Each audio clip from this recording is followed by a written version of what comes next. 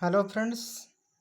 आज के हम सॉल्वर टेस्ट में आप सभी लोगों का हार्दिक स्वागत करते हैं। जैसा कि आप लोगों को पता है कि हम भारतीय इतिहास के टेस्ट चालू किए हैं।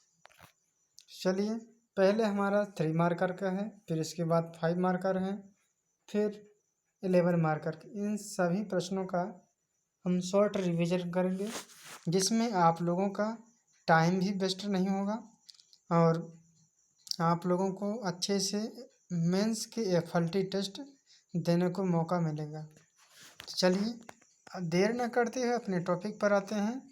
आप लोगों से गुजारिश है कि आप लोगों वीडियो को पूरी देखे करें।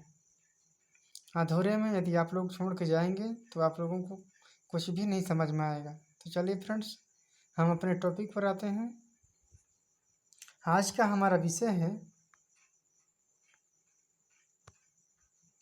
भारतीय इतिहास के अंतर्गत अमीर ए कोही। इसे 3 मार्कर में आयोग के द्वारा पूछा गया था।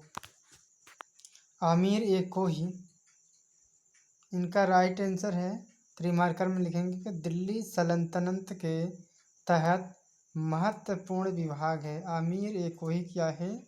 दिल्ली सल्तनत के तहत संपूर्ण विभाग है।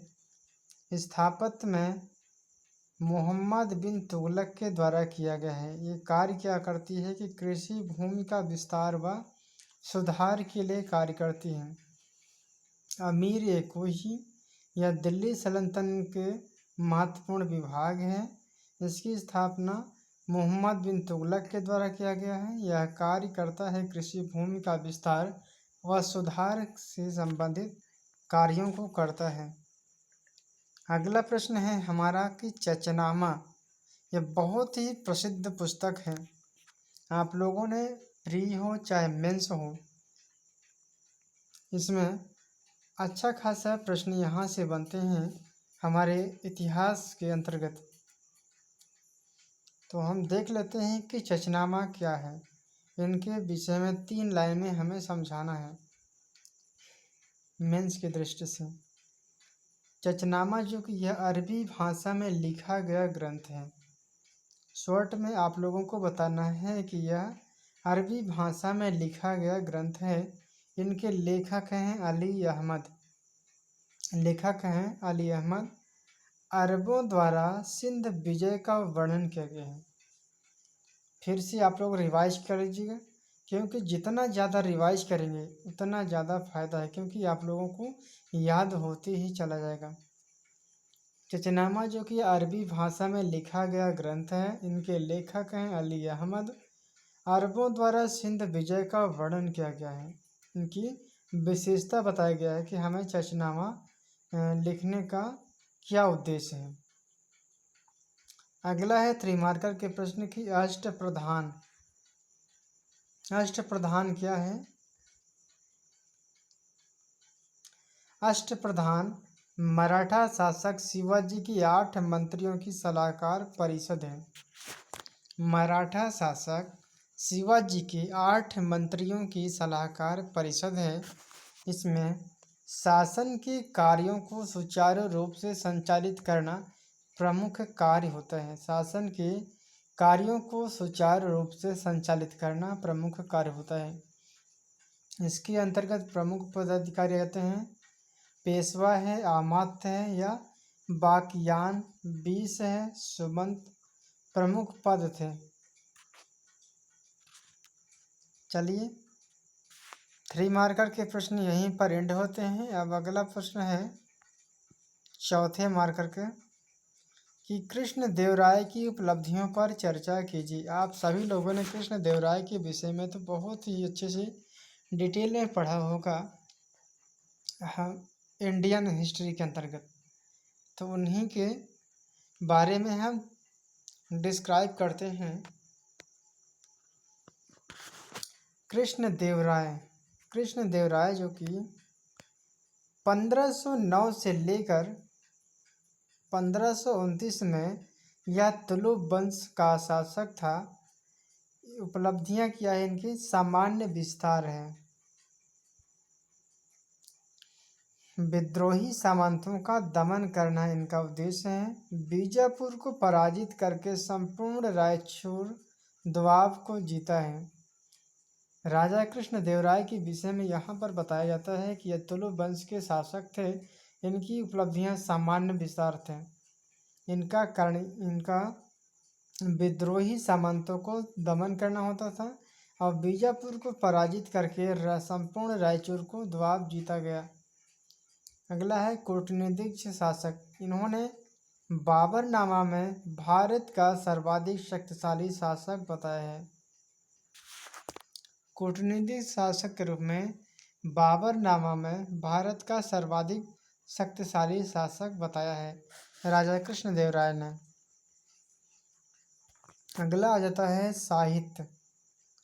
साहित्य संरक्षक। साहित्य संरक्षक के अंतर्गत यह दरबार में तेलुगु भाषा के 8 विद्वान, जिन्हें हम अष्टदिग्गज कहते हैं, 8 विद्वान को अष्टदिग्गज कहते हैं।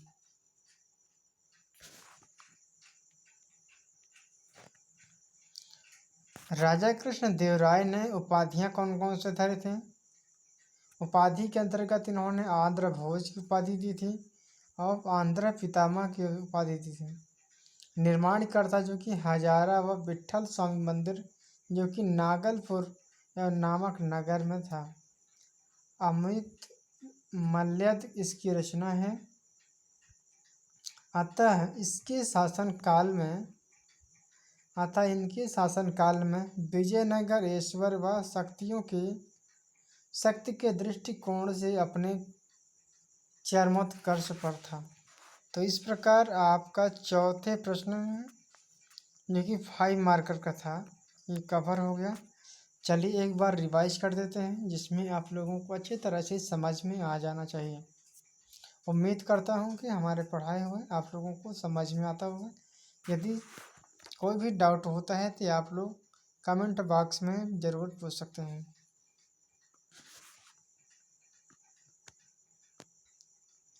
कृष्ण देव राय 1509 से लेकर 29 में तुलु वंश का शासक थे। इनकी सामान्य उपलब्धियां हैं विद्रोही सामंतों का दमन करना, बीजापुर को पराजित करके संपूर्ण रायक्षेत्र दोआब को जीता गया। अगला है कूटनीतिक शासक में बाबरनामा में भारत का सर्वाधिक शक्तिशाली शासक इन्होंने बताया है। साहित्य संरक्षक में दरबार में तेलुगु भाषा के 8 विद्वान, जिसे हम अष्टदिग्गज कहते हैं। उपाधियां जो कि इन्होंने दी हैं आंध्रा भोज और आंध्र पितामह, इनकी 2 उपाधियां। निर्माण करता है कि हजारा व विट्ठल स्वामी मंदिर जो कि नागलपुर नामक नगर पर है। अमयुक्त मल्यद इसकी प्रमुख रचना है। अतः इनके शासन काल में विजयनगर ईश्वर व शक्ति के दृष्टिकोण से अपने पर चरमोत्कर्ष था। तो फ्रेंड्स ये आप लोगों का निष्कर्ष हो गया। इस प्रकार आप लोगों को अपने आंसर को अच्छे तरह से पकड़ बनाएं, तभी आप लोगों को आंसर राइटिंग के अंतर्गत सफलता मिलेगी।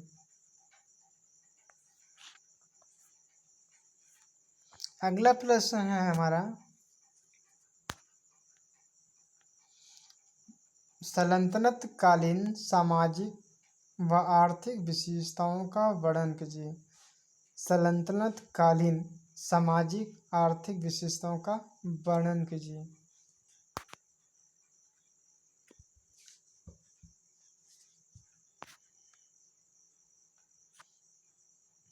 भारत में 1206 ईस्वी में दिल्ली सल्तनत के रूप में एक नई राजनीतिक प्रणाली की स्थापना होती है, जिसका प्रभाव सामाजिक व आर्थिक क्षेत्रों में पड़ना स्वाभाविक है।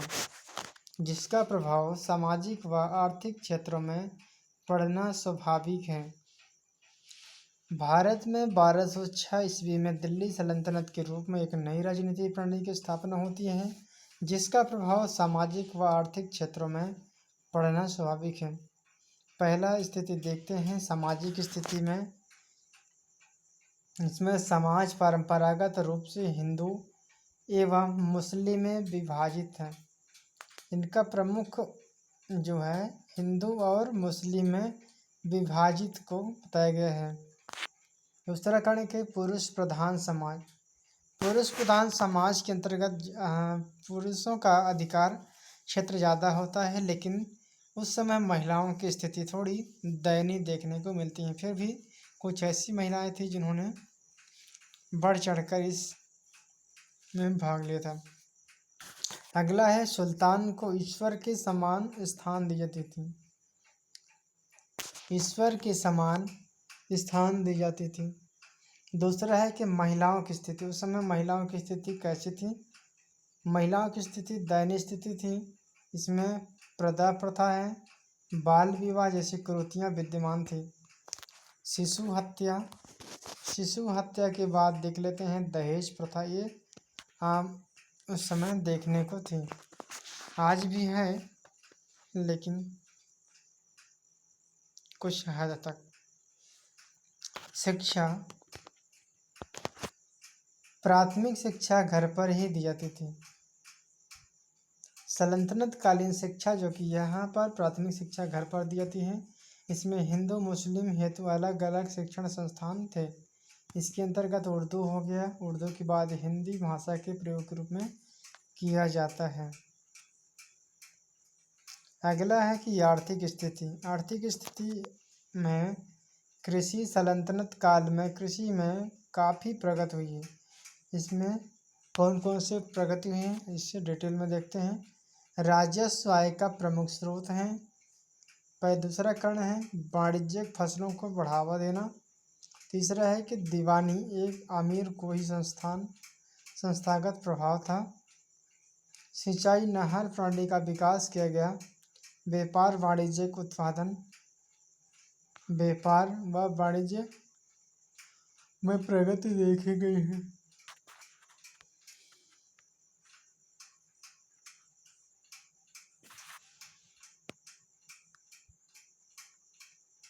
नए उत्पादन केंद्र स्थापित हुआ। ढाका हो गया और मुल्तान हो गया। देशी एवं विदेशी व्यापार में वृद्धि, फलता भुगतान संतुलन आधारित है, भारत के पक्ष में है। जल मार्ग, फारस की खाड़ी स्थल मार्ग द्वारा व्यापार को प्रवाहित करता है। छठवां है कि सुल्तानों द्वारा मौद्रिक अर्थव्यवस्था को प्रोत्साहन सिक्के जारी करना। टका होगा, जीतल, दिनार का उपयोग। उद्योग है वस्त्र उद्योग, प्राथमिक उद्योग, चीनी उद्योग, धातु आदि अन्य उद्योग थे। अतः इस प्रकार सल्तनत कालीन भारतीय सामाजिक व आर्थिक क्षेत्रों में परिवर्तन के तत्व दिखाई देते हैं।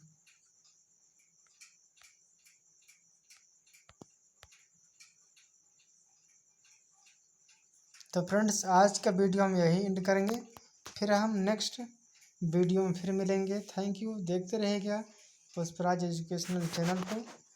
आप लोग अपना सपोर्ट करें, इस चैनल से जुड़े रहें, ताकि हर डेली आप लोगों के लेटेस्ट जो प्रोवाइड कर रहे हैं लगातार चलती रहे, जिससे इसमें कोई भी बाधा ना आने पाए। Thank you so much. जय हिंद, जय भारत।